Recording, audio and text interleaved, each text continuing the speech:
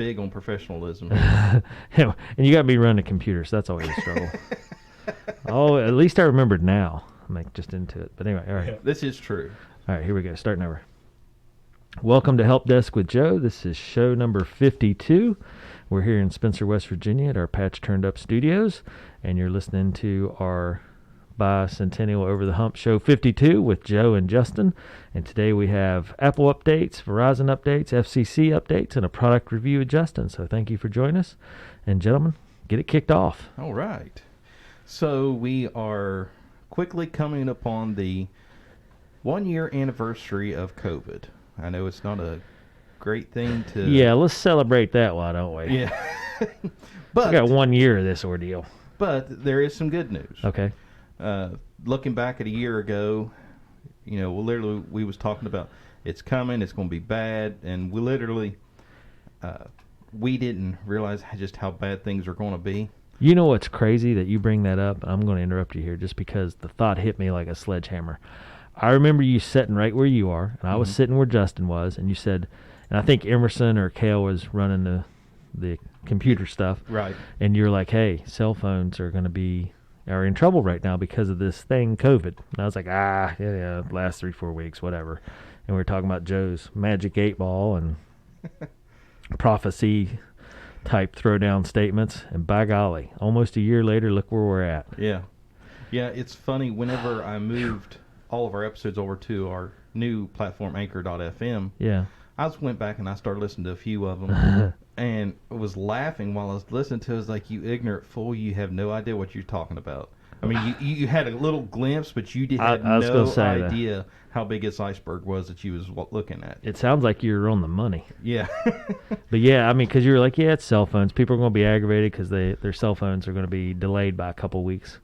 And they got to have their new cell phones. I mean, when you walk into a cell phone store, you want a new phone right now. Off the shelf, and that was a big deal, but now it's a really big deal. Yeah, little did we know that the repercussions that the fallout came with that. So yeah, but I have some good news. So as everybody's been seeing, the nationwide COVID numbers are coming down, and as a result, Apple has now officially opened all of its 270 U.S. stores for now. They were shuttered? Yeah. When this is the first time in nearly a year all 270 Apple stores in the U.S. are open. When the pandemic first made its way stateside, Apple announced it was temporarily closing some of its retail locations, and the company's plan was to reopen on March 27th, 2020. And it's almost laughable now. It's like, yeah, that wasn't even that wasn't even an option. But the pandemic progressed and the situation changed, so Apple, like everybody else, was forced to adapt. So in May of last year, the company started to reopen a majority of its stores. However, following a recent set of closures in Texas, it wasn't possible to visit every store. That changed as of yesterday when stores in Dallas, Houston, and San Antonio reopened to the public. Huh. Interesting. So now all Apple stores are back open and fully operational. Well, that's good news for Justin. But, I don't care. I don't think I've ever been in one, but, yep. I'm an Android guy. Maybe someday. I've been in the one in New York City, and it is mind-blowing of just how everything works in there. It's really neat. Of course, you go back. I remember you talking about that. Yeah, and it's really, the one in New York City was really neat. It's all glass on top, but the store is actually underground. So you walk through this glass box, then you take an elevator to go underground, and you do... I mean, they have iMacs and MacBooks and iPads and everything on display. You can go test everything, and then you can just walk up, and you don't pick up anything off the shelf. You just go up to the counter and say, hey, I want to buy an iPad. Yeah. And they say, okay, hold on. They go in the back and bring it out. And well, let me ask you, if you weren't like an iPad Apple user, would the store still interest you? For me personally? Yeah. Yeah. Oh, well, you're a tech guy. Never mind. Yeah. For the average person, like, would I be interested if I saw an Apple store? Should I stop and look just to look, even though you know that I'm not an Apple iPad guy? For like the store in New York City, yes, just for the experience, because Okay. it is something well worth seeing. Now, Right. if it's just a little pop-up shop, Probably not. probably not. But Like the one in New York City, of course, New York City, they do everything Yeah, big yeah. and Oh, yeah. extravagant. If you ever get the opportunity to do that, yes, just for the experience. So, but there are some restrictions on these openings. Some Apple stores may only offer in-person shopping if you make an appointment, yet in other states and cities, they may only be open for express pickup or Genius appointments. So, depending on where you're at, just check with your local Apple store and see what they can and can't do until COVID's all with. But the good news is that we're starting to see some level of getting back to where we was. Yeah, yeah. It's kind of crazy. The thing I remember about New York City was the Lego store. Yes. That was worth seeing. Yes. Right in this Times Square. Yeah. That and the TV show that they shot there was kind of neat. You could see reverse into it, I guess. Yeah. I've been at the Lego store, the Nintendo store. Now the Nintendo store is just uber cool. You just can't. Everybody knows Nintendo, but going in there and just seeing literally everything that. I don't remember it as much. I remember the toy store that was in Big, the movie Big with Tom Hanks, where he slid on the Okay, piano. that is right behind the Apple store. What's that called? FEO Schwartz. Schwartz, yeah, there you go. Yeah, that was also the same toy store in Home Alone 2. They just Really? renamed it, yeah. And that's actually behind the Apple store. Huh, okay, I remember going in it. Anyway. But seeing it, we went to the Apple store, and I was like, that store looks Yeah, familiar. yeah. And then found out later, it's like, yeah, that was a toy store from Home Alone. It's like, well, if I'd have known that. Yeah, yeah. We'd have walked across the street and went in, but there was like a line of people. Oh, yeah. Yeah. Let me get back here. Okay. I was in our software program looking. So the stores will be opening back up. I wonder how changed they will be in terms of, are there going to be little lines? You got to stay in between the lines and stay away from I'm other sure. people I think it all depends on. I'm pretty sure restrictions in those that lines area. everywhere are permanent. Yeah. Yeah. Which, now we were talking about this, now that, like, the flu, I know everything's, people joke, it's like, oh, it's all COVID, it doesn't matter. But, I mean, even stuff like the flu and the common cold should die down some because everybody's masked up and social distancing. And I know here in our school system, I mean, we've had days where, 20 to 30% of the population is missing from school because of the flu bug. Right. Would roll through. And that's a big chunk of your population, but that now has to decrease. Yeah, I know. I mean, I'm saying has to, but Right. I'm not a medical person, but Well, with so don't take my word as being the authority on that. even I'm no Dr. Fauci. right. I'm just saying. Right. Common sense in my mind says that the spread of germs has to slow down. And even with COVID, even before COVID became a thing, Yeah. if you talk to school administrators and attendance directors in the school system, they have if you look at the records, they think COVID was here long before it became a thing because they said you could almost map it out. Look at every 2 weeks you would see the attendance and it would drop and then yeah. pick back up and then it drop and it was almost every 2 Yeah. weeks scale. Yeah, and the flu, I mean, it's a virus too, but it's Right. does the same thing. It adapts. There's so many different strands, and you just get the flu. That's just how it is. Right. But anyway, okay. So now that I've drug us off and down the medical trail, let's go back. So we got Verizon update. Fill us in on Verizon. Yes. So I had to laugh at this story. Oh boy. So Verizon has been touting their 5G, almost bashing people over the head with it to the point last fall when Apple did their keynote. Apple actually had the CEO of Verizon, and basically the only thing he could say is Verizon 5G, Verizon 5G. If he said Verizon 5G once, he said Verizon 5G 1,000 times. Telling how great it was, all this and that.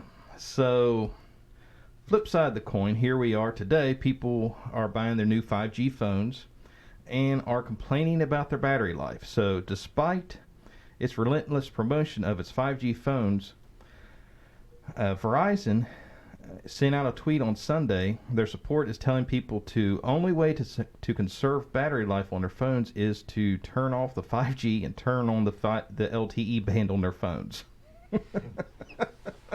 Which I just had to laugh. I was like, so you're spending all this money advertising 5G, 5G, 5G, and now you're backpedaling going, well, since, basically biggest majority of the country does not have 5G. Yeah, go ahead and turn that radio off because all you're doing is draining your battery. Yeah.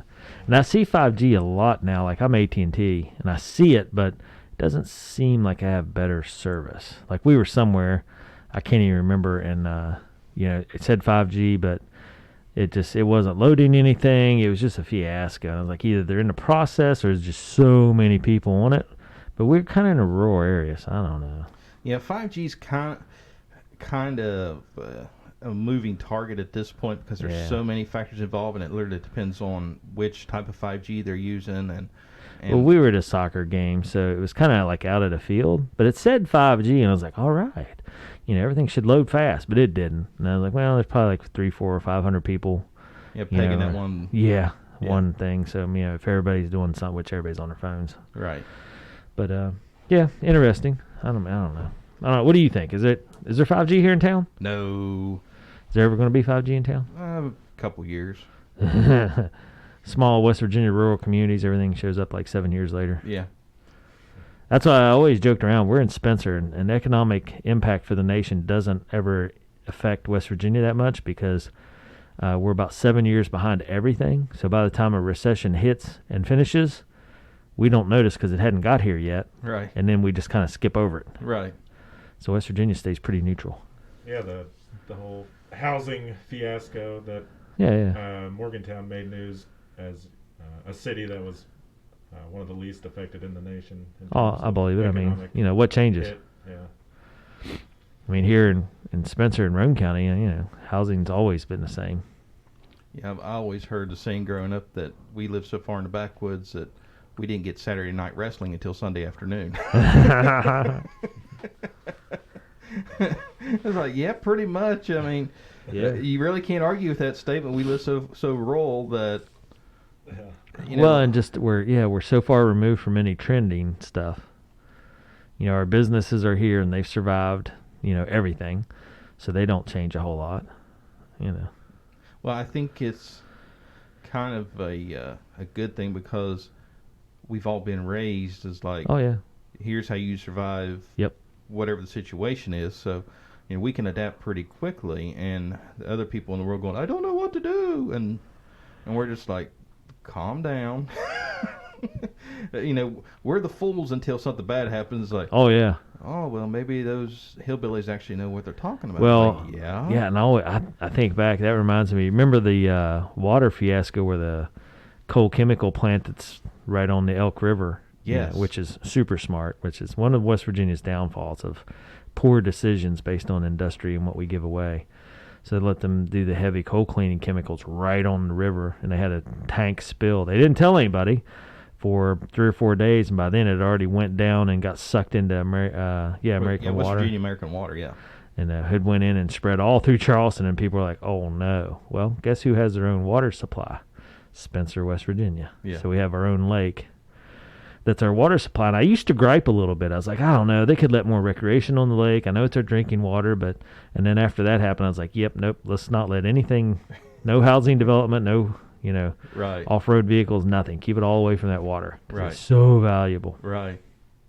No motorized boats on it. Yep, I agree. Yeah, it's funny, when that happened, there was people calling into our local city water supplies like, oh yeah, well, how's that going to affect us? It's not. It's because it was a big panic because without water, what do you do? Well, what had happened was Roane County was pegged on that map of being affected is because they had literally 1 or 2 houses right on the Kanawha southern County border line. Yeah. And so people in Spencer was freaking out. It was like, no, it was only the 2 houses on the county line that. Yep, got water coming the opposite way. Yeah. Yeah, it's kind of crazy, but that's another one of those things that where being in Spencer, even though it's rural, we have awesome people and we do have some awesome resources. Right. So for everybody out there in the big cities that's listening to this, you're welcome. Yeah. We're in the mountains, so we're shielded from tornadoes. Of course, hurricanes are not a problem, and then the only thing we have to worry about here is a little bit of flooding and snow. And some snow. I don't mind the snow. We're Appalachian people, man. We're mountain people. That's right. You deal with winter. No, I know. Down in southern states, it flurries a little bit and they close everything. Here, it's like, eh. Yeah, it's like, I could drive that. Ice is the only real issue we have. Yeah, nobody can fix that. But anyway, there you go. So, you give us a Verizon update, and we're talking weather and the benefits of living in Appalachia. There you go. Get some of that for your news update. So if you have a Verizon phone and your phone supports 5G, or if you're seeing a huge battery drain, turn off the 5G band on it and then just leave your LTE turned on, and you should be good to go. Is that an option for all phones? Yeah. Really? Yeah, because I actually... How do you get to that? It dependent on the phone. I mean, I assume it's in settings, right? Yeah. Now for Android, because the only reason I know this is I was in Boone County a couple years ago working for an election, and my LTE service would not work down there. I had to actually bump down to 3G to actually get some kind of stable. Is that like under connections? I think it... okay, so it's on Android. If you go to Settings, Network, and Internet... Oh, hold on. Okay. Do I have network? I don't even see that one, Joe. So it's got to be under connections first. And then I got Wi-Fi calling, Bluetooth, airplane, mobile networks, maybe? Yeah. It says mobile data international, allow 2G service. Yeah, if you turn that on, that'll let you... network operators. That's AT&T. Yeah. They must have moved. Why would I allow 2G service? That doesn't even make sense to me. Because you would allow that if you're in an area that LTE isn't available. Basically the same thing, except instead of 5G LTE, you're LTE and 2G. I'm going backwards to 2G? Well, if you have issues with LTE, like I said, I had issues in Boone County. That might be a whole nother show, because I don't even understand what LTE means. That's just whatever that's what they call the 4G band. So if I'm having trouble with 4G, I'll back down to 2G. Because if you can't get any service at all on LTE, yeah. Because when I was in Boone County, I had LTE service, but the internet would not work. Huh. So I turned off LTE and it bumped it back down to 3G, and I was able to be on the internet all day long. Really? Yeah, and it was just something to do with that tower at the time. Huh. There was something going on with it. Well, I guess that's a tip of the week.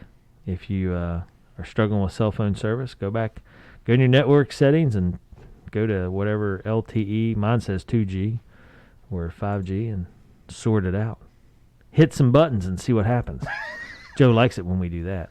Joe, I got computer problems. I hit some buttons. This portion is for entertainment purposes only. We are not responsible for any outcomes of nonsensical listening to Dave and pushing buttons. There you go. Full disclaimer. And, if you do that, Joe will be billing you to fix it. And then billing Dave for you knucklehead. Why are you doing this? Justin, you had one job on this show. You have yet to say anything to get us back on track. I'm just pointing it out. Yeah, at this point, Justin should be just killing Dave's mic of handing out bad advice. He's just letting us roll. Yeah, I can't reach the button. The camera's That's on purpose. Yeah. I'm unmoderated. That's all I'm saying. Unplug and unfiltered. There we go. Yeah. All right, I even forgot what we were talking about. We still talking about Verizon? No, we're finished with Verizon. We're on to the FCC now. All right, FCC update. Is this serious? I feel like it's serious. Yeah, but it's actually good. How can anything that deals with FCC be good? Let me explain. All right, hit me. So the FCC last Thursday authorizes $50 discounts for low-income households' internet bills. Okay. So... Hold on, what? Okay. So last Thursday, the FCC voted unanimously to adopt a program that provides emergency discounts of up to $50 per month toward broadband internet service for low-income households. How do they do that? So let me give you, for instance, in my head, and this is probably because I'm a knucklehead, as you said. So if I get my internet service from Suddenlink, for instance, the FCC is going to determine that somebody is giving me money? That the FCC will work an agreement with Suddenlink to subsidize your bill. Who pays for it? The FCC. So the federal government's giving out subsidies? Yes. And here's why. Okay. I was just trying to figure out where the money come from. Yeah. I thought they were going to tell Suddenlink you have to do that, and I was like, time out. No. I mean, it's not like the federal government hadn't been involved in business before, but... Right. So this is... TikTok. Yes. Who owns TikTok now? We figured that one out? No, but I can find that out. I was just curious. Justin, you had... There were a couple companies that they were floating. Yeah, because it was a big ordeal. It was a big deal there for a while. TikTok had to be owned by somebody other than China. Which I can't... It makes me giggle because everything else comes from China, like our tires. You know, if China really wanted to debilitate the U.S., all they'd have to do is just stop sending stuff. I mean, stop sending iPhones. ByteDance owns 15% of TikTok. U.S. trading firm Susquehanna reportedly owns 15% of TikTok owner ByteDance. So they made TikTok sell 15% to somebody. Yeah, in the U.S. Well, that I'm glad that became a big thing. That was really worth all the time and effort that our government took to sort things out to get 15% of something that means nothing. All right. Our fine government officials, and if you don't know what I'm talking about, I'm insinuating that our Congress people are messed up in the head. And full disclosure, we're talking about everybody. We're not disclosing one party or another. Oh, yeah, I'm saying everybody. Everybody on that floor, well, both Senate and the House, are worried about TikTok at a time when there's a lot more stuff to worry about. Well, I was only giving a full disclosure, so either we're going to make everybody appreciate us or everybody hate us. I don't want to. I'm just saying. Exclude anybody. I agree. I'm not excluding any. That's why I said the House, the Senate, all of them. Holy cow! I can't believe that's the final result. All that they spent probably 50 hours on that. Yeah, because we covered it for a couple. of weeks. let's not worry about like education or roads and infrastructure or getting broadband or stuff to people that need it. Let's worry about TikTok and who owns TikTok. Okay, so anyway, Justin, where are you at on this? My gosh, man! There's no stopping you today. Full steam ahead. Back to the FCC. Yeah, Justin's doing everything he can other than he is not. He's looking up something else. He's thinking about his Strava app. I know what he's doing. Yep, you got it. I can see. Okay, so the Emergency Broadband Benefit Program also provides up to $75 per month for households on Native American land and a one-time discount of up to $100 on a tablet or computer for those who qualify. Now, here's where the money comes in, where it's coming from. Okay. The $3.2 billion program was approved by Congress in December as part of the $900 billion coronavirus relief package. So that's where all this is coming from. Gotcha. Okay. And the subsidies are available for households that already participate in an internet provider's low-income or pandemic relief program, subscribers to its Lifeline program, households with children receiving free or reduced-price meals at school, Pell Grant recipients, people on Medicaid or receiving SNAP benefits, and others who have lost their jobs over the past year, the commission stated. And where's this at? Like, where do you go to figure it out? If someone wanted to know, or said, hey, how do I qualify, or how do I figure this out? Let me look that up. What was it called? It was the... I might be able to search it real quick. The Emergency Broadband Benefit Program. Okay, it pops up, yeah. Do we have a website? Let me double check here. It looks like fcc.gov/broadband benefit. Yes. Yeah, and it gives you all the information. Yeah, so if you're interested in this or you think you might fall in that category, by golly, go to it. And again, that's fcc.gov/broadband benefit, all, no spaces or periods or anything. Okay, it looks like it goes through everything. So it kind of goes through.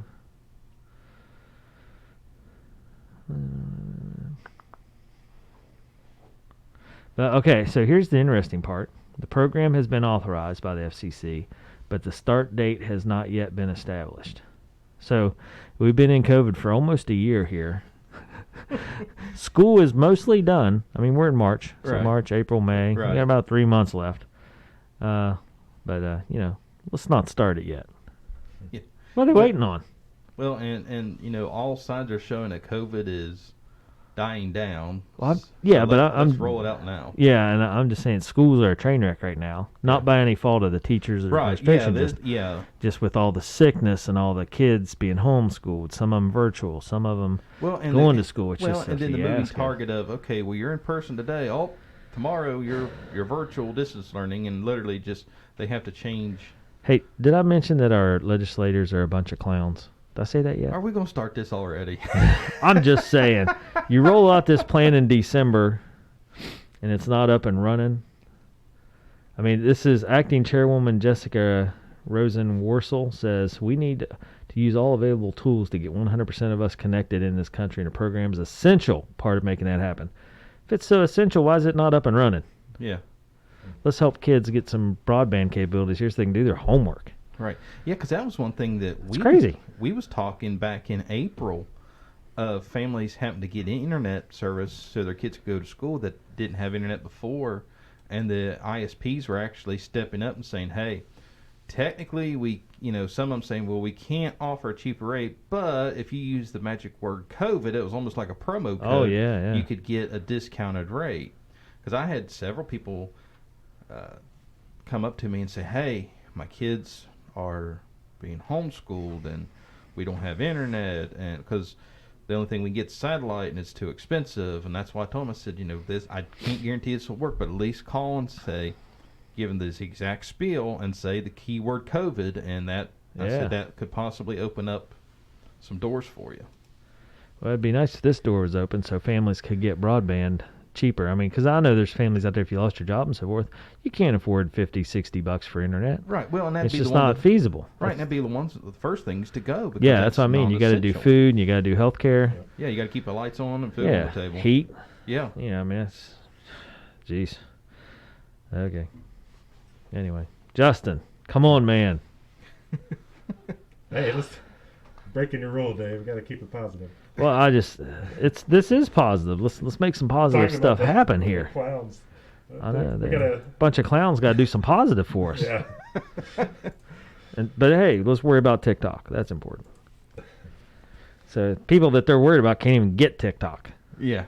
But let's solve the TikTok problem. Yeah, the positive spin is they did. Seems like it's passed, but yeah, maybe would like to see it move along a little faster. Oh gosh, yes. Let's get this up and running before school's over, so these kids, the ones that need summer school, can get busy. I mean, come on, we got work to do, people. Okay. Yeah, maybe next year we'll have it. So you're saying, Dave, that after a year's already gone by. You're saying if I decide to start a TikTok for this show, that you wouldn't be featured on it? I don't have TikTok, so yeah. I just downloaded it and was messing with it over the weekend just to see what the hoopla's about. Is there some hoopla that we need to worry about? Not really. Yeah. I mean, I'm just curious. I don't know anything about it because I don't TikTok. I don't know. It's one of those. It's one of those you can find a little nugget of valuable information, but mostly it's just nonsense. Hey, break out your TikTok dance. I got you on camera. Let's see it. Trust me, it's not TikTok worthy. I'd get banned from TikTok before I'd even get started. You sure? Because I got the camera on you. Trust me, I guarantee it. It might be one of those reverse TikTok deals, like a reverse good dance that turns out to be viral because it's so bad. No, I'm thinking like Elaine on Seinfeld did a better job. Nice. I like Elaine's dancing. It's so funny. All right. Yeah, it was funny how much that story was in the news, and I was always scratching my head a little bit as to why. Yeah, you get all the people fired up about, it's got to be American. I was like, your tires are made in China. We're talking about buying American-made products here, but, we don't, and I've never understood that whole conversation. People are like, buy American. Well, do we really want to go back to the industrial age? I mean, right now, our jobs here are more high-tech. I mean, we're doing podcasts. Joe, you're a technology guy. Right. Why would I say, Joe, you should stop doing technology troubleshooting and work, and you should go back to stamping out computer parts? That's crazy to me. We have high-end jobs here. But and don't get me wrong, I appreciate American-made stuff. Sure, let's bring back some of our workforce to do high-level job skills. But, it's just hard to think that everything has to be made here. Well, and there's some things. There's a spot in the world for everything. Well, and this is going back to the Bush administration. People are complaining on when you have to call for tech support. Yeah. You talk to someone overseas. Oh, yeah. That's because all the way back in the Bush administration, they signed a bill that said, hey, big corporations, send these call centers overseas and we'll give you a tax break. Yep. So, on my end of things, that's one of those jobs that I want on this side. Oh, yeah, yeah. Because, well, for example, Lenovo. Yep. I sold you a new laptop a while back. Remember when you ordered it, I told you, something's not right. Yep. I opened the box up, tried to set it up. The screen was bad. Screen was bad right out of the box. Yeah, you broke it right away, which is amazing. mean, I've seen people break stuff, but breaking it as it comes out of the box is just amazing. So I was dreading that call. I was having to call because I called my distributor and they said, no, you got to call the manufacturer on that. So I was dreading that call. So I called the number and actually got a hold of a guy out of Georgia. And I was starting my little spiel of what's going on. He goes, yeah, the LCD's bad. It's like, yeah, that's what it is. It's been so long since I actually talked to a person from a manufacturer that, one, had technical knowledge, and two, I was able to understand their way they was talking, that it caught me off guard. I was like, yeah, that's what it is. He said, no problem. Just let me email you the shipping label, send it to us, we'll send you a new one, no problem. I was like, all right. Yeah. I was shocked. I was floored that I actually had a person on the other end of the phone that I didn't have to explain. I do this for a living. I know what I'm talking about. Just send me a new laptop.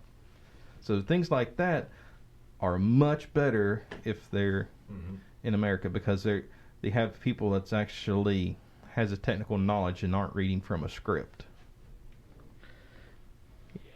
Excuse me. Yeah, that's true. That's a good point. So I'll retract part of my statement. Some things can be done here. Yeah, okay. Sometimes, you just never. Anyway. You mean, Dave, I actually changed your mind just a little bit? Well, it's not changing my mind. I was just talking. Sometimes there's no filter. You know what I mean? I know. I got to rethink stuff. 10 minutes goes by and I'm like, what was I saying? That's so stupid. I'm a knucklehead. That's where Justin's supposed to come in and say, hey, listen, that's going the wrong direction. I think next week Justin will get you one of those wireless shock collars. Just put it on. Just get a buzzer. We're going to buzz you out. You're not really saying that because it's dumb. So it happens. Anyway, that's what happens when you turn me loose on Technology Show. I start talking about stuff I don't know anything about. All right, so discount all that talk. Okay, anyway. All right, so let's circle back around on the summary on the FCC, and then we'll let Justin have it. So anyway, yeah, there's as you were saying. So if you are in a low-income household and already take advantage of these benefits, look into the $50 discount for broadband internet. Yeah, look into it. It's not eligible yet, but, look into it. It does say here, experienced substantial loss of income since February 29th, 2020, and household total income in 2020 below 99 for single filers and 198 for joint filers. Or if you meet the eligibility criteria for participating providers' existing low-income or COVID-19 program. And if you receive benefits under the free and reduced school lunch, which in Roane County, that's every kid. In a lot of counties in West Virginia, that's every kid. So, I mean, a lot of people qualify. Yeah. So please take full advantage of it, because if you don't, somebody else will. So. Well, it's not even up. You can't take advantage of it. You can at least put that on your checklist. Keep an eye on it, because I don't even see a way to sign up for it, because it says where can I sign up, and it says you can't yet. So, but yes, keep it on your radar, because when that goes live, that would definitely be beneficial to a lot of folks here, anywhere actually, but West Virginia. Yep. All right, good call, Joe. I like it. And could you use that for something like a satellite internet provider? If it qualifies as broadband, I don't see why it wouldn't. Okay. That's a good question. Is satellite broadband, is that considered broadband? They classify it as broadband. Okay. So. All right, nice. Huh. Okay. Although it's technically, that's a whole different discussion. Ballgame. Yeah. When they say up to 50, it kind of makes me wonder, is there some sort of sliding scale that... Well, here's why they say up to 50, because if they say 50 meg, then they have to guarantee 50 meg. Where when they say up to 50 meg, here's how they loophole it. It says up to $50 a month. $50 a month. Oh, $50 a month. Okay, sorry, I was getting there going another different tangent. Like for some people, would it be $10 and others more? Or? Yeah, I think it all depends on probably income based on sliding your income base, and maybe dependent on which internet package you get. Because if you're getting a $30 internet package, they couldn't. You'd be basically making money if they just paid you the flat 50. Yeah. Interesting. I guess we'll see when it goes live.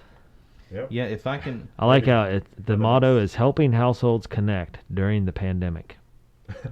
At this point, it's going to be after the pandemic. And then they'll probably be like, you know what, we're not even going to do that because it's over. Yeah. Sorry. Yeah. Typical government, a year behind. They're almost like that guy. What was that commercial that had the fishing pole? Oh, you almost had it. Remember that one? Yeah, with the dollar bill. Yeah, it had the dollar bill and the fishbowl. Here you go. I can't remember. Was that Aflac, maybe? It was either Aflac or Geico. Yeah. One or the other. Yeah. Yeah, boy. Anyway. Okay, well, hopefully they'll get it straightened out and start helping people. Because kids got to get their internet service to do their work. It's craziness. That's what we were talking. I was talking to a parent, and, we don't even have the ability to do virtual here or like asynchronous type learning because we can't. The kids don't have access to like Zoom, and they don't have access to the technology that has enough horsepower to do those type of meetings. I mean, they're using their phones for everything, and it's tough to do when you barely got service. Like our whole northern part of our county, Reedy, doesn't have any service of anything. No. So, you're just counting 60 to 80 kids right away out of our 900 kid that age group, 900 kids in the elementary age. Right. That don't have the ability to even get on a cell phone to have any kind of connection. Right. Mm-hmm. Craziness. But you know what they do have?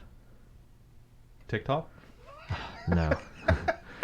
No, I was actually going in a good direction here, Joe. Okay.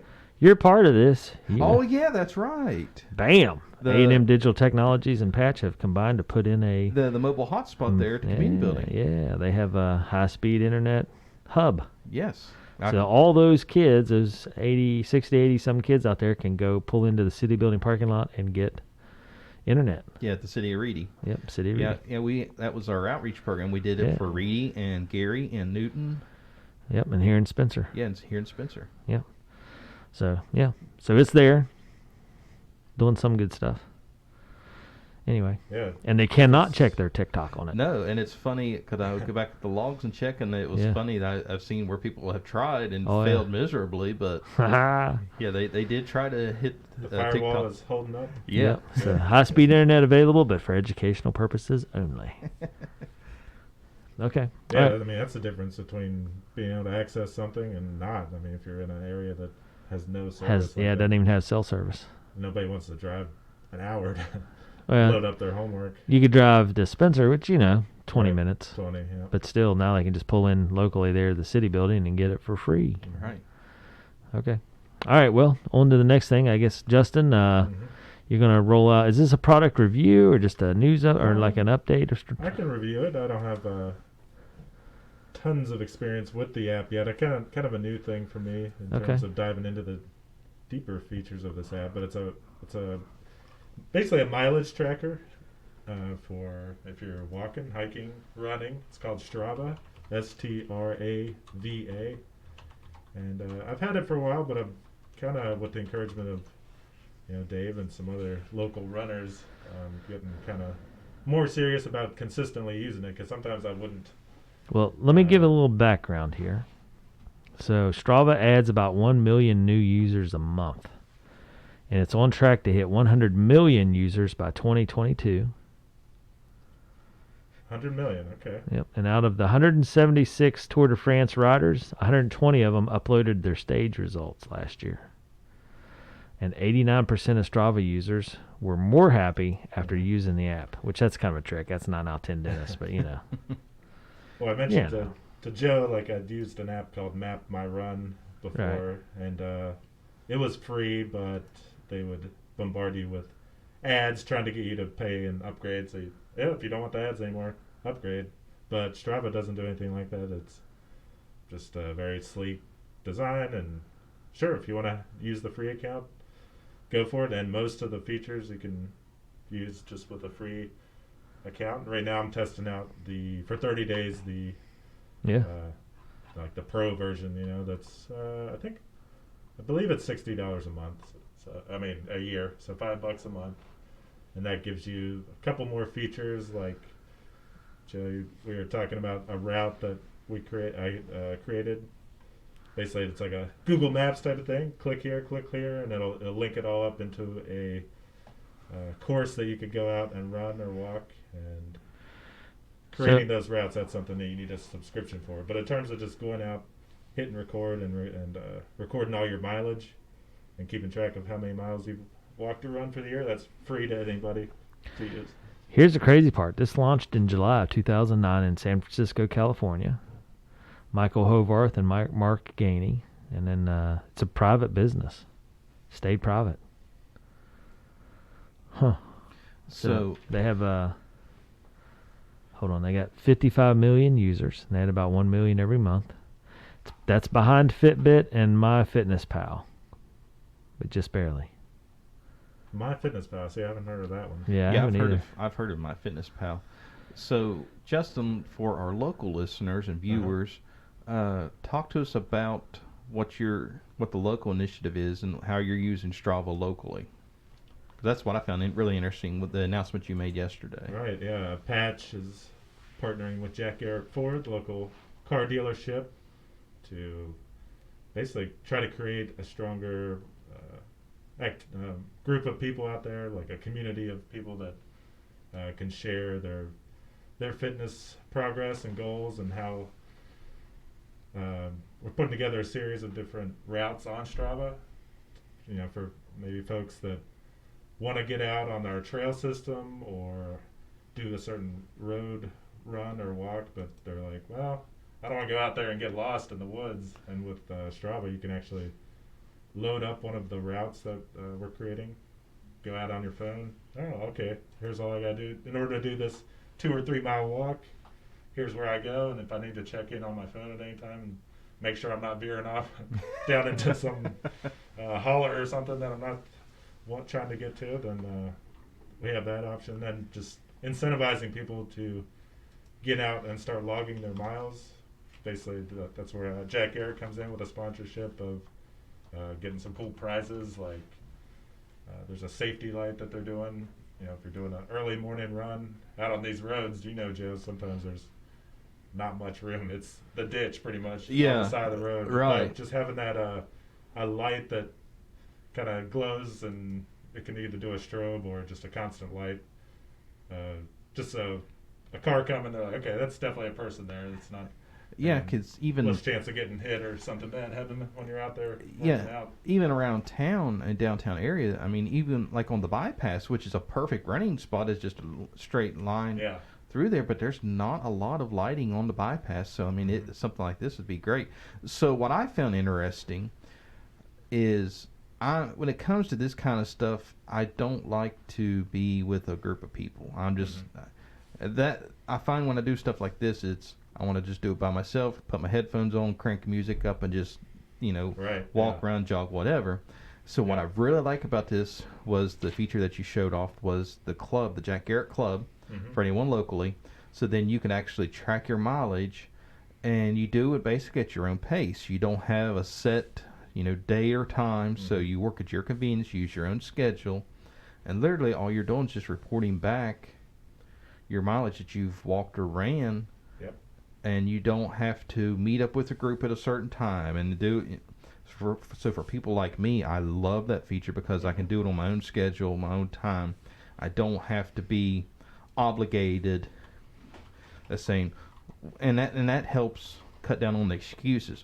Well, I would do it, but you guys meet on Tuesday afternoons, and I'm busy on Tuesday afternoons. Like, no, which kind of on my end of things, which is great because it kind of helps up my accountability of, okay, there's no excuses. You're on your own time, your own schedule. So now what's your excuse? You still get a little bit of that group dynamic, though, where you are part of a group, but not actually in-person physical meetup, but you do still have a little bit of that encouragement from other people in the groups. Like there's like a thumbs up button when you complete something. People can say kudos. Now, on the group, let's say you, Dave, and I are on that group. Can we see, like, each other's mileage? Oh, yeah, you can see everybody's stuff. So then, okay, so now it's kind of like Facebook. You follow someone or they follow you. Okay. So yeah. Okay, so then you could use that as motivation. Like, hey, Dave beat me my 2 miles today, so tomorrow I'm going to go an extra 3 miles just to bump him out of the rank.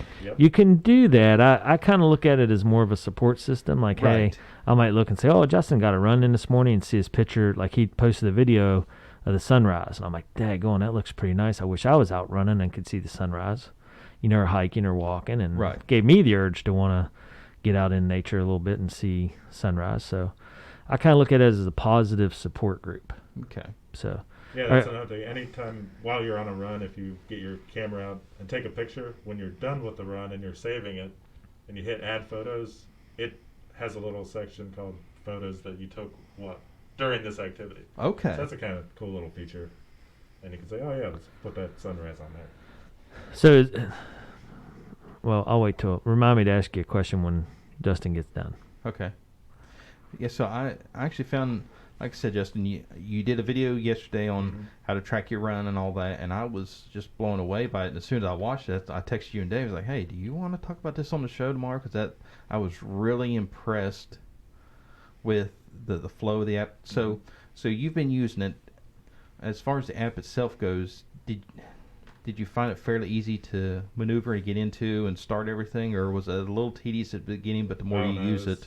Ease of use is definitely through the roof on this one, I think. Okay, great. Basically, start, stop, like go out your front door, hit start, put your phone in your pocket or your little hip belt or whatever you use to carry that, or if you have a compatible device, Apple Watch or Garmin. Well, I think they said there's like 400 compatible devices. You could do it right there and pretty much start, do your thing, come back, stop, save. Yeah, so that's really nice and straightforward and easy. Yeah, I like it, and you can add pictures. Like sometimes, like I was running in the snow a couple weeks ago, and I took a picture just to remind myself that, hey, this is what this run was about, why it was slow. Right. Because the street was covered with snow and ice, and I was going slower. It kind of helped record keep for yourself. I was going, yeah, why are my time so bad? Justin had a neat picture of the sunrise this morning. I was like, that's pretty cool. Kind of document your deal. Yeah, and I just recently, I was always using the free version, but I'm probably just gonna go ahead and sign up for the full version because what's crazy? Training programs. I just started one of those. Here's a crazy Strava fact: 80% of the users are located outside of America. That doesn't surprise me. Super popular in other countries. That does. Yeah, Based on the health of our nation, that does not surprise me. Ah, that's a great point. Yeah, if more Americans were using this product, we'd have less health issues. Yeah. Yeah, anyway. They recently added a beacon feature, which might be good for somebody that, I don't know, just likes to keep tabs on a loved one, or if you have maybe a younger or teenage age kid that just have that extra little thing to, keep tabs on them. If they're out on a run and suddenly they stop and they're not going anywhere for a while, you can call them up like, everything all right? Are you okay? Oh yeah, I just stopped to do this or that. But yeah. Or if they veer off course, a parent or a loved one could keep tabs on somebody while they're doing their workout if they share it. Yeah, my case seemed to be calling me. Is everything okay? Yeah, I'm just stopping to breathe. I'm all right. You've been there for a while. Yeah, well, I'm catching my breath. You went 30 feet. Yeah, but that was a long 30 feet. It's been helpful for me. Just for a while, I wasn't really. Maybe half the time I would take it with me and record my mileage. But now I'm kind of set on. I'm going to do it every time and just kind of be a little more scientific with looking at their graphs and seeing how mileage is week to week, and just actually trying to stay a little more consistent with monitoring everything. Well, when we talked this morning, you were figuring out what you had to do to reach 1,000 miles this year. Yeah, that's a feature with like a paid subscription. Put in a mileage goal for the year, so I put in 1,000. Oh wow! Just to see, because I was curious, is that even plausible? And they said, well, you need about 21 miles a week, every week, for the next 43 weeks of the year. So that's how I could get there. You're going to have to crank that out, Justin. But it'll keep tabs on me, and it'll tell you if you're falling behind, where you need to be if you're going to get there. Okay, so let's say you take a couple days off, whether just for whatever reason. Does it notify you? Say, hey, Justin, you're lagging behind here, buddy. You need to pick things up. Does it send you those little? I'd have to look into the notification options. I've never gotten anything that says, hey, pick it up. It's more just if you take it upon yourself to go look at the data, it'll say where you're at. But you might be able to get it to bug you. Hey, you need to get out there. That might be an option. Well, I'm thinking that's kind of a double-edged sword. That's either a good thing. Didn't you have like the Wise Fit app told you occasionally to move and do twists or something like that? Yeah. It was. Do you still wear that? I don't see it on you. I didn't put it on today, but yeah, I still have it. I still wear it on a regular basis, and it's funny. I was wearing it the other day, and I was actually standing, but apparently I wasn't moving enough, and it said it's time to stretch. It's like, look, I'm already standing. What more do you want? Yeah. But yeah, so even little things like that, help me, but on my phone, my phone dings enough the way it is, it drives me nuts. So that notification of, hey Joe, you need to go run, buddy. Mm-hmm. That may either motivate me, or if it catches me in a bad mood, it's like, yep, be gone. Yeah. So I'm not sure how I would interpret or appreciate those notifications. Some days I may appreciate it, and some days it's like, yep, you're on the removal list. Nice. All right. Well, now that you've got a good dose of what it is and how it works, and Justin's explained it, let me ask you this, Joe. Okay. Are you going to sign up for Strava and start doing some fitness? I honestly have seriously considered it. Once I seen the app yesterday, Okay. I actually really appreciate the layout of it, because that was one of the things. It's like, if I'm going to work, I want to work at my own pace by myself. I don't. That's one of those times for me. When I actually go do walk and run or whatever, I actually do find it for personally. That's time for me to actually just kind of decompress and just like just let the world go by. I'm doing this. Just crank my music up. Nobody bother me. That's me time. Gotcha. So yeah, I actually may seriously download Strava and give it a shot and see what all the hype is. Because so far, what I'm seeing is great things. Yeah, I'll do a follow-up where you give a little bit of review, and I see now you're putting my feet to the fire, Justin. You're actually saying, okay, Joe, I'm calling your bluff here. Well, and Justin beat me to it, because I was like, is that a yes or a no? Because I'm not sure, but I want to, we got to nail down some stuff here, Joe. We need your perspective on it, though. A little bit of, I agree. So here, let's make the challenge. We'll be back in a week. Joe, sign up for Strava. Do one of the fitness routes that Justin's putting on there. Okay. And then you get back to us with how it worked and how easy it was to get Strava working for you. Okay. Now that can be our review next week. All right, it's on the airwaves for. Yeah. It's been videoed and recorded, so now it is on. Now wait a minute, guys. Now what's it? Now hold on here. Now there's lots of. So I know, just because we did a test run earlier in the week, one of them's just walking around the COA. Mm-hmm. And it surprised me, a third of a mile around the COA one time. So the building we're currently in, if people aren't familiar, if you're listening to this out of state or somewhere else, the building we're in, you can do a third of a mile and do one lap around. And that is one of the things I do like, because when you're out walking, it's hard to gauge just how far you're going. So, you may be going, well, I don't want to walk around the COA because... Well, now I know what's going to happen. Yeah, because you may think, well, it takes 10 laps to get there, to get a mile. It's like, no, once you act... And that with that, it's like, you actually may be working yourself too hard, because you're thinking, well, I've got to walk this much, and then in reality, I actually have to walk less to achieve the goal. Well, I can imagine here's scenario one that may play out. You're going to come 10 minutes early because you're going to say, oh, I got to download Strava real quick, and I'm going to do one lap around the COA to do that route, and I'm done and done. Now let's review it. I appreciate the vote of confidence, Dave. That will take me 10 minutes. Yeah. Well, by the time you download it, check it out, figure out how to work it, watch Justin's introduction video. Yeah, you have about 10 minutes invested. I'm gonna say, so you're giving me that little time, huh? You don't. That is an option for you. I'm just pointing it out, an option. No, I actually, I think I now may have a plan in place that may actually work out well for everybody. So, you could be a go-getter and knock it out when you leave out of here. Yeah, there's a pretty much. I can confirm on that one. That's not going to happen. But I will. All right. You guys have talked me into it. Here we go, peer pressure. Yeah. Well, for the folks here in Roane County, Spencer area, one of the things. How much detail you want to go into with that, Justin? About the the Patch Jack Garrett Ford activity group. Yeah, I would encourage everybody to join on the Facebook page. Get the links to, which will take you to Strava and let you join the group. Yeah, join the group. Now, there you go, Joe. Is there a cost to join the group? All free, brother. If you want to give me a little money, that's fine. Yeah. Don't give the app any money. Give Justin the money.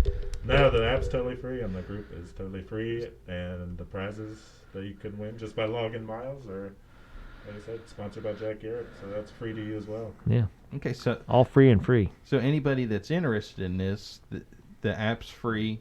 There's a paid subscription, but the app itself is free. If you want more features, right? But just to track your mileage, it's it's all free. To do what we're doing, where we add routes and we've started the club and stuff, you kind of gotta one person has to pay. Right. But just to join and track your miles and stuff and participate in this group, nope, all free. All right, great. So yeah, we expect you to be, here's the expectations, Joe. Next week. Well, just sign up for the app and log in one of the activities. Okay. And actually, you could do your own. Okay. But one of the things we were talking about is it can't be what you're normally doing anyway. Right. It has to be, we want it to be purposeful for a healthier you, a more emotionally stable, mentally fit you to go out and purposefully exercise. Right. So, walk a lap around the COA, walk up Ben's Run Trail, the Methodist property, wherever. Mm-hmm. Go out and get a purposeful, healthy activity in. Yeah, the GPS is pretty accurate. I mean, I've seen ones pop up for Dave where he's running around a track, like a running track that you'd see at a high school or something, and it's right there locked into the lanes. It looks just like a track that somebody's running on. I thought. Really? Did it show the lanes? Well, not the lanes themselves, but it wasn't squiggly or doing anything crazy. It was which speaks volumes in itself because GPS and West Virginia never mix. Right. so actually to be able to do that speaks volumes there. Yep. Yeah, it's a nice little loop that we did this morning up at the. Have you been up to the winery, Chestnut Ridge Winery? Yes. Yeah, there's the little 2-mile loop through the woods there. You could shorten it by cutting off at a different spot, but nice little ups and downs, and on a nice day that'd be a good walk if you like hiking. Yeah, because it's kind of pretty country up there anyway. Yeah. So actually going out in the woods and taking a stroll through there, that would be pretty nice. Yeah. Yeah, and the miles add up in terms of, you think in your head 50 miles, that seems like a lot, but... Yeah, I'm trying to pull mine up. If you're not thinking about it and you're just doing a little bit here and there each day, like I was saying... Wait a minute, did you say 50 miles? Yeah, but Jeez. Getting up to 50 miles will come quicker than you think. Well, you and Quentin ran this morning, right? Correct, yep. Yep, so 2-mile loop. You guys did 2-mile loop. It took 24 minutes. Mm-hmm. That's at a, 12-minute mile pace. You could walk 14-minute mile pace. I mean, that's steep. I'm just saying, in general. Let me go to, I'm a slow runner, so, Well, even just, Quentin did a hike. He did a hike, let's see, February 27th. So he did a hike, and he hiked just 1 3/4 miles. Took him 53 minutes. Mm-hmm. Well, I'm thinking just around the COA here, it's nothing to see people walking around it, and, they'll do 10, 12 laps. Mm-hmm. And if somebody doesn't know the mileage, going, gee whiz, you got to walk that many laps to get a mile. It's like, no, it's 4 laps, and you have a little over a mile just based on 4 laps. So when you actually see the math and results of it, it's going, okay, for me personally, it's going, okay, this is a little more doable. I don't quote unquote have to walk as much as I think I do. Yeah, if you're wanting to just get a mile a day in, come down 4 laps, knock that out, and you're done in no time flat. So it's one of those mind over matter kind of deals. Is once you actually see the results, it's like, oh well, maybe this isn't as bad as what I thought. Yeah, and if you're a music in the headphones while you're doing it type of guy, and that's so it's not boring the heck out of you, like every step is boring, then if that's getting a little bit of a happy place while you're doing it, that's great too. Yeah. And I got to say, what I do like about Strava is it tells me my half-mile splits. Oh, really? Yeah, so you can turn it on so that, like, I do listen to music when I run just because I get bored, and it'll tell me half mile. It'll say, 5-minute pace, your own pace to do a 10-minute mile, and here's your total mileage and total time. It's pretty neat to have that. Because that's been one of your focuses, Dave, right, is trying to do some workouts that are kind of geared toward let's keep a certain pace up. Yeah, I wanted to get to where, running 9-minute miles and just kind of maintain it so I don't backslide. Because I get in a habit. I get bored and I'll shorten my stride and just start to run easy and not pay attention. And I'm like, yep, when I hear that half-mile indicator, I'm like, ooh, I got to pick up my pace or, Yeah. Yeah, I should look into that too. There's probably a lot of features. And let me know every certain amount of distance how I'm doing so far and kind of give me that little boost if I need to pick it up a little bit during the run. That could be. Yeah, I mean, it's just a neat little tidbit because some days I just don't feel good, and I'm like, oh, this is going to be a terrible run, and I'm actually not doing as bad as what I thought, which makes me feel better about it. And then some days I'm feeling pretty good, and I'm like, crap, that's the fastest I'm going. I seem like I'm going a lot faster. But, it's just neat. There's a lot of good little features like that, But I'm trying to sort out my account. Evidently, I have 2 accounts. Uh-oh. That's yeah, what if I I'm had saying. to do a product review, it's got my seal of approval. I like it a lot. Yeah, why don't we? Give my Yeah. 5 stars. What are some did you go pros, cons? No, not yet. Let's do pros. Throw out some pros. Ease of use, like I said, nothing to it. Definitely the tracking of your mileage. It's kind of front and center in the app, and it's not anything like forcing you to do anything that you don't want to do. But all those options are there if you want to sign up and do a more structured program and hold yourself to account. In terms of I got to get at least this many miles a week if I want to hit my goal, but at the same time, it's not gonna say, "Hey, you're." I'm going to jump in on that. Mm-hmm. I was really surprised at how many miles I was logging a week. Me too. If I hadn't had this app to track it, I would have never known. But some weeks I'd jog 3 or 4 times, take a walk, walk my dogs, and I'd add that in there as a walk, and it's like, man, I'm hitting 10 miles. That's pretty neat to see. Yeah, and I like just the feed, kind of just like any other social media feed. You're seeing, oh, Dave did this, popped up, other people in your community that when those things pop up and you can give them a little thumbs up. I think that's a nice feature. I don't know if they've always had that, but yeah, I don't know. I don't pay attention to any of that. Mm-hmm. I honestly do not check any of it. I just log myself on, start my run, stop my run, save my run, and go. Mm-hmm. But if you're kind of into that thing, yeah, I agree. Yeah. That's why I was trying to log on and see what the heck's going on with mine. Yeah, I might be a little hard pressed to come up with some cons. But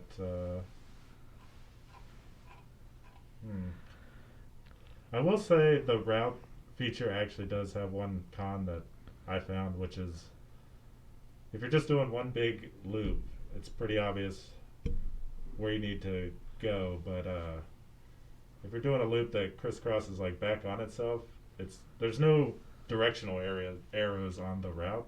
Okay. So you're not 100% sure which direction to start and stop the route goes. The start stop. Yeah. Right. So that's something they could add, and that would make it a little more clear. Like if you're running in through town and the route went back on itself, it could be a little bit confusing. Yeah, I haven't used that feature at all. I'm gonna have to, just to try it out. So that'll be my goal. So by next week, Joe, you got to log one fitness activity. Okay. If that's okay with you. Okay. And then I will run a route and try that feature out. Yeah. Yeah, we need to add some more routes to it. It's a little bare at the moment.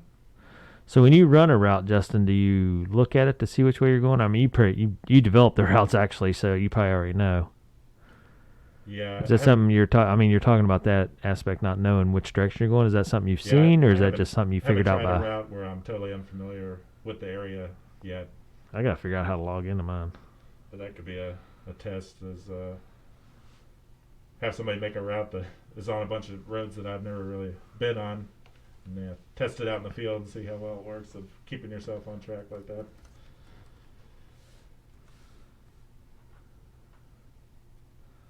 Huh. Interesting. Pretty much anywhere you go, too, if you're on vacation, and you could just, open it up and say, load up some routes near me, and you could see a little walk around town that someone else did and say, oh, that looks kind of cool, I'm going to try that. You could know absolutely nothing about the area and get out and about somewhere else. Well, I'm thinking just from a safety standpoint, that would be very beneficial, because if I want to get a workout in and I'm on vacation or out and about for whatever reason and I'm not familiar with the area, at least if somebody's already put a route in there beforehand, there's a pretty good chance it's a pretty safe route instead of me just trying to aimlessly create my own route. Yeah. Yep. Huh. Yeah. So I'm trying to get a better feel for mine. Like this week, I got in one run last night. 2.2 miles. I don't know. So, cons.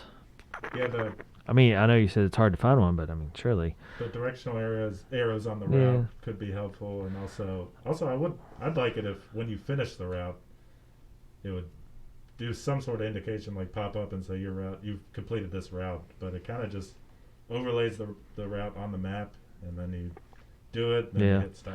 Well, I was just thinking. So I know when it's a little tricky to figure, for me anyway. It's a little tricky to figure out how to change the settings from walk to run. Now, when you walk, I don't think it does the half-mile split. I'm pretty sure it doesn't, because I don't hear that when I walk my dogs. Not that I listen for it. And I was trying to go into mine here and see if so. And I watched your video this morning. So if you click on it, it's got 30 some different sports you can do, like elliptical machine, stair stepper, weight training, yoga, rock climbing, windsurfing, wheelchair, swim, surf, stand up paddle. You can choose all those. But when you choose the walk, it's got a heart rate monitor as well, running cadence, step rate. But I do know that when you choose the walk, it doesn't seem to do the splits. And the run has a feature that I do kind of like. I didn't like it at first because it kind of messed me up. It has an automatic stop, so if you stop running, it stops your clock, stops your distance. Yeah, like it does moving time. So that way if you stop and tie your shoe, your clock's still not running. If you talk to somebody, stop and talk, burn. Like I've done that before. I had that turned off, and I would stop, somebody'd stop me at the track or whatever, and I'd stop and talk to him for 5 or 10 minutes, and my run's still going, so it jacks up your actual running time, where the auto on-off, or auto stop feature is pretty awesome. Yeah. And it tells me now, like if I stop and tie my shoe, it'll say run paused.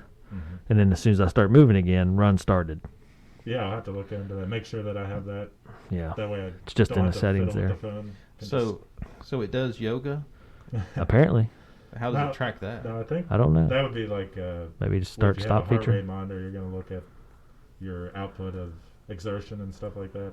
I mean, obviously, wouldn't be any mileage in yoga. Right. That's what I was trying to figure out. Maybe it's just minutes on activity. Yeah, it might be physical activity. Let me look and see here. I still have it pulled up on my phone. Because I have actually. You're doing yoga, Joe? Well, it's not standard yoga. It's DDPY. It has time and it has heart rate. I have actually done DDP yoga, and the tagline was, "It ain't your mama's yoga," and it's not. It's more.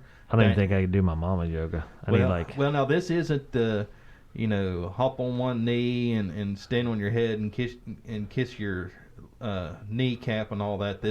It's more dynamic resistance, more. Right. I've done it, and I tell you, when I did do it, I could tell a world difference. And nice. what blew me away was it was like a 20-30 minute workout. Yeah. But like I was drenched in sweat afterward. And really? Yeah. And the killer was the next morning I didn't hurt. Yeah. I actually had the DVD. Okay, I'm gonna call you guys out on this. Okay. So if you guys are gonna make me run. No, you don't have to run. You can hike or walk. If I have to actually do some physical activity. Coming from a technology guy, time out if I gotta get out and do something. Hey, I didn't get this body by running 10 miles a day. I'm just throwing that out there. Okay, so if I'm going to have to exert some physical activity, I want to see you guys do a session of DDPY. All right. You got to send me that link. Well, I have the DVD. It's a DVD? Yeah. Well, how? Oh, jeez. Well, he has an app. But I want to see. I think this would be a Help Desk exclusive. Well, surely this is like on YouTube or something, right? Well, no, you got to pay for it. Can you give me a copy of the DVD? Yeah, I can let you borrow the DVD. Yeah. All right.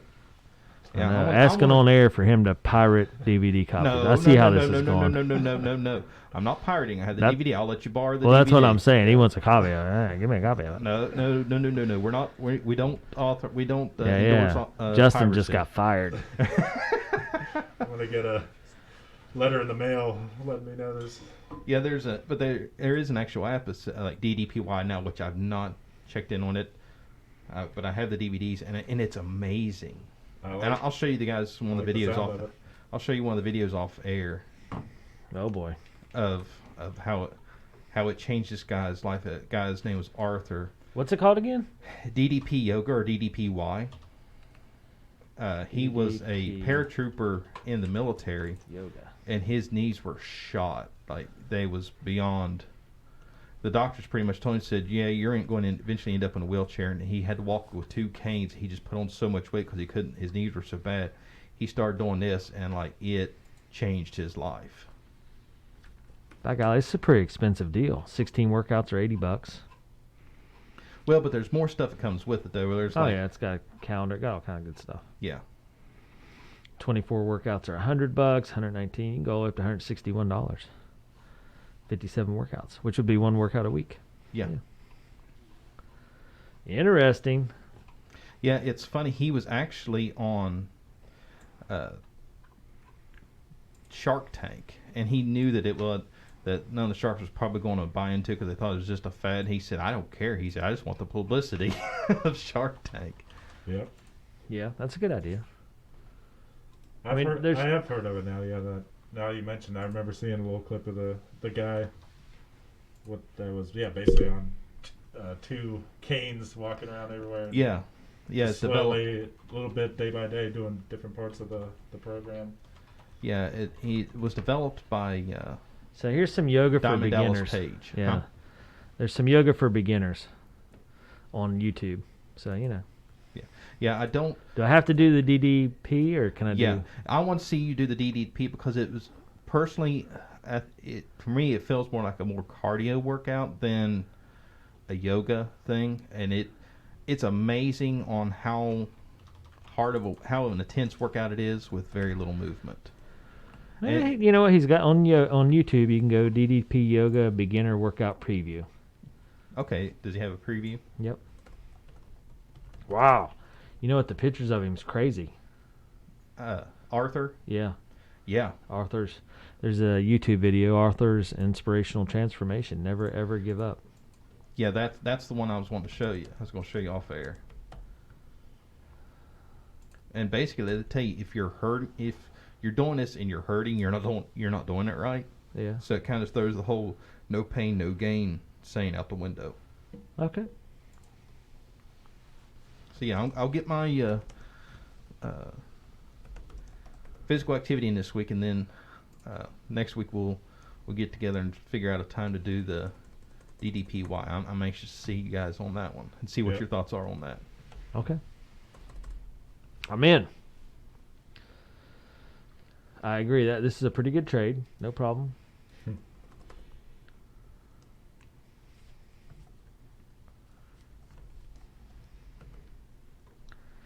Interesting. All right. So Justin, 5-star review on Strava. Yep. Where you rate? Seal of approval. Wow. Full 5-star, Justin seal of approval. Yep. Is this considering the power bank, that was a flop. So this Justin seal of approval. I still giggle about that occasionally. So that holds a lot of weight. This is getting Justin seal of approval from Strava. So tune in next week as we provide more tech news, and if I survive this physical activity exertion, I'll give my review on it and give an update on that as well. So great, guys. Yep. Yeah, and you're coming in tomorrow, right? Maybe I can grab that DVD off you then. Yes. Sweet. I look forward to it. All right. Well, man, what a good show. We had a lot of good stuff there. Not too bad. And then I really like with the direction we're going here locally. We got a lot of bases covered in this whole Strava thing. I like the Strava challenge we just threw down. Yeah. So here's what we'll preview for next week's show. Okay. Joe will have a fitness activity. Justin and I will have a yoga activity. And we'll talk about them.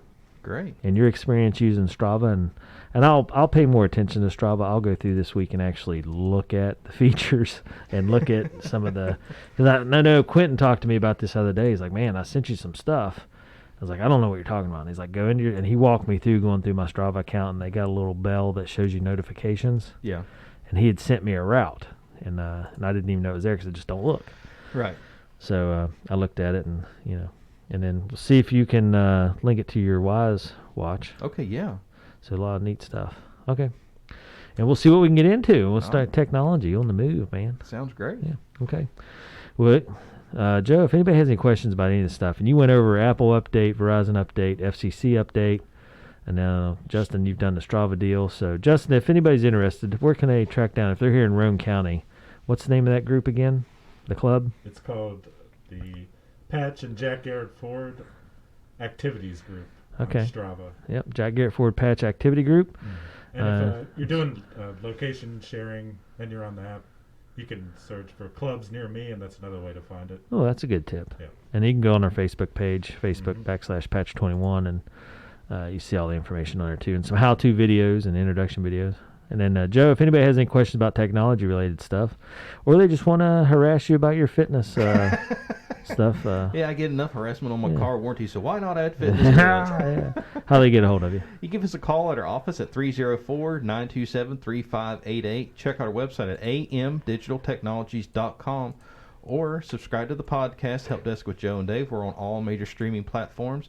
And follow us on Facebook, Twitter, and YouTube at AM Digital Tech for all that. Nice. All right.